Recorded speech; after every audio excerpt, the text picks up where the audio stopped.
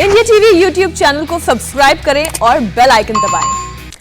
50 चुनावी खबरों के बाद अब इस वक्त की बड़ी खबर आपको बता दें। पश्चिम बंगाल के मुर्शिदाबाद में चुनाव के वक्त 16 जिंदा बम मिलने से इलाके में हड़कंप है। पुलिस ने ये बम रविवार की दोपहर खुफिया सूचना पर सालार पुलिस स्टेशन के खीरा गांव में नहर के पास बरामद किए। फौरन बम निरोधक दस्ते को बुलाया गया। एक एक करके सभी बम डिफ्यूज किए गए। इस बीच कोलकाता एसटीएफ ने मुर्शिदाबाद से एक आतंकी मोहम्मद जमाल को गिरफ्तार किया है।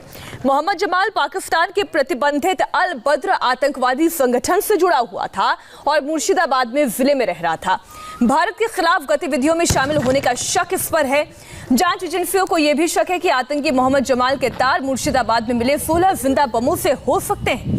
मोहम्मद जमाल से कोलकाता एसटीएफ की पुलिस पूछताछ कर रही है। पश्चिम बंगाल में विधानसभा चुनाव चल रहे हैं और इसके लिए प्रचार चल रहा है और प्रचार का दौर चरम पर है। पुलिस विशेष सतर्कता बरत रही है। इसमें 16 जिंदा बम मिलने से इलाके में एक सनसनी है।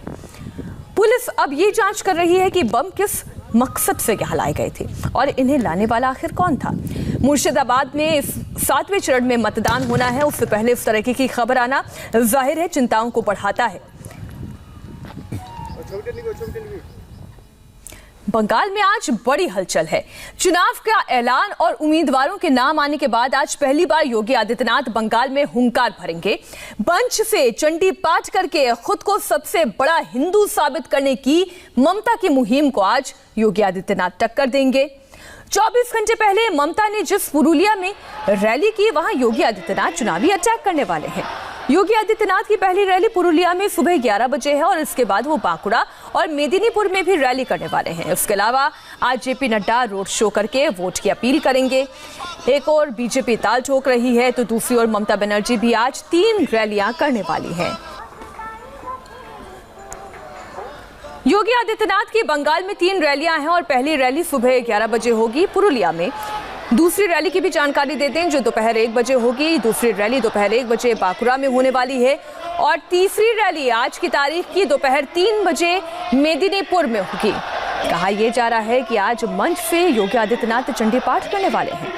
ममता बनर्जी की रैलियों के बारे में भी आपको जानकारी दे दें। बांकुड़ा में आज दोपहर 12 बजे वो रैली करने वाली हैं, तो वहीं दूसरी रैली उनकी दोपहर 1:30 बजे चतना में होगी और तीसरी और आखिरी रैली बांकुड़ा के रायपुर में आज दोपहर 3 बजे करने वाली हैं ममता बनर्जी। बंगाल में मंदिर पॉलिटिक्स जमकर हो रही है। हर कोई खुद को सबसे बड़ा हिंदू बताने की कोशिश में है। ममता ने इसकी शुरुआत नंदीग्राम से की। जब उन्होंने मंच से चंडी पाठ किया, अगले ही दिन शुभेंदु ने ममता के चंडी पाठ में गलती निकाल दी और कहा कि योगी आदित्यनाथ बंगाल आकर ममता को चंडी पाठ सिखाएंगे। आज योगी बंगाल के रण में हैं। आपको दिखाते हैं कैसे चंडी पाठ पर ममता और शुभेंदु भिड़ गए।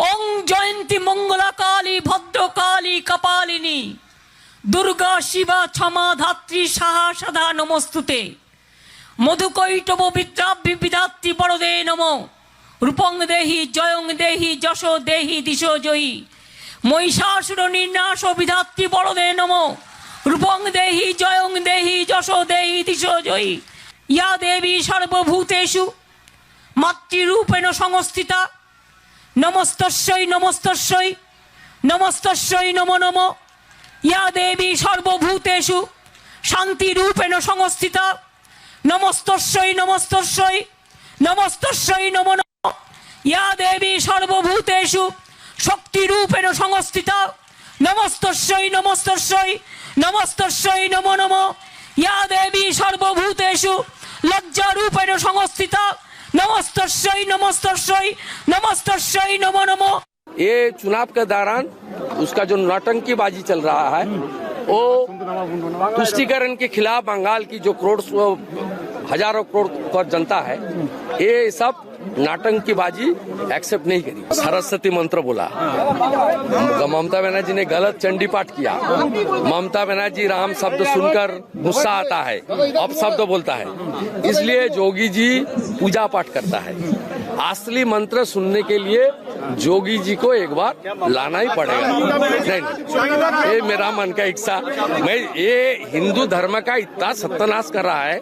हमारी इंडिया की सबसे बड़ी प्रदेश की चीफ मिनिस्टर है, वो सुबह गोरखपुर की मठ की महाराज है, उसको आना चाहिए सही मंत्र सुनने के लिए। ये सब नाटकबाजी पिछले साल तो नहीं किया, मैं तो पिछले साल किया।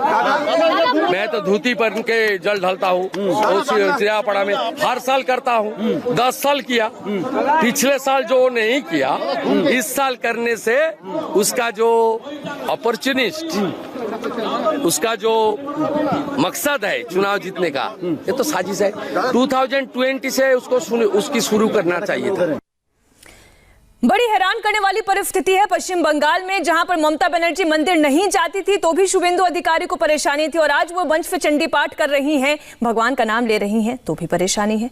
ममता की परेशानी केवल शुभेंदु अधिकारी नहीं है, अमित शाह भी ममता पर अटैक कर रहे हैं। ममता बनर्जी ने चोट और दर्द की बात की तो शाह ने सवाल किया, क्या दीदी को उन माताओं का दर्द नहीं दिखता जिनके बच्चे टीएमसी की हिंसा में मारे गए?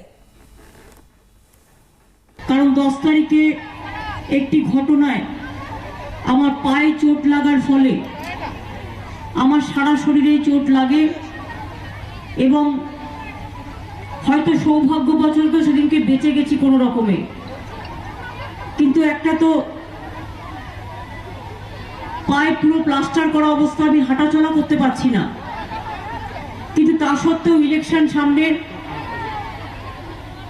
কেউ কেউ হয়তো ভেবেছিল আমি হয়তো বেরোতেই পারবো না এই ভাঙা পা নিয়ে, কিন্তু আমি নির্বাচনের সময় আমি মনে করি আমার শরীরে যন্ত্রণা আছে, কিন্তু আমার যন্ত্রণার থেকেও সাধারণ মানুষের যন্ত্রণা অনেক বেশি।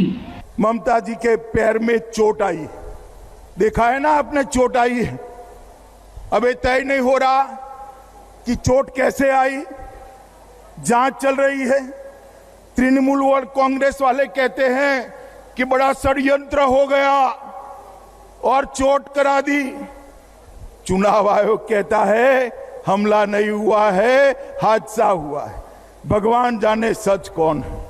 मगर दीदी, आपके पैर में चोट आई, आप इतनी आहत हो गई हो, बहुत दुखी हो गई हो, व्हीलचेयर में घूमती हैं। मगर मैं उनको पूछना चाहता हूं, मेरे 130 कार्यकर्ता जिनकी जान आपकी राजनीतिक हिंसा ने ली है, उनकी माताओं का दर्द आप जानती है? ममता बनर्जी बार बार खेला होबी की बात कर रही हैं, तो शाह ने कहा कि अब बंगाल में परिवर्तन होगा।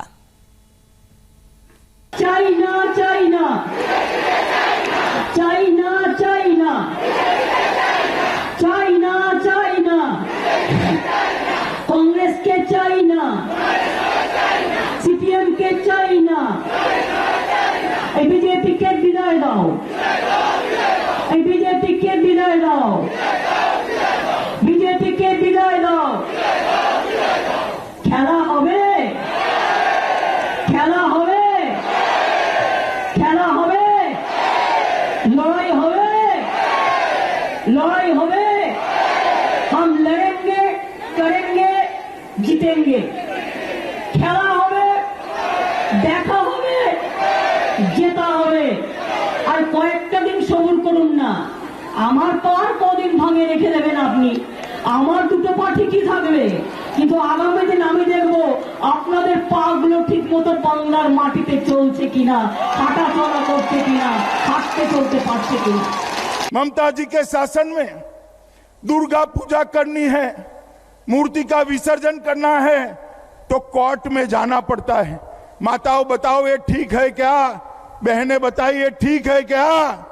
ये स्थिति को बदलना पड़ेगा और वो बदलने का काम आप ही कर सकते हो। आज हमने तय करना है कि जो सरकार तुष्टीकरण करती है वो सरकार नहीं चाहिए।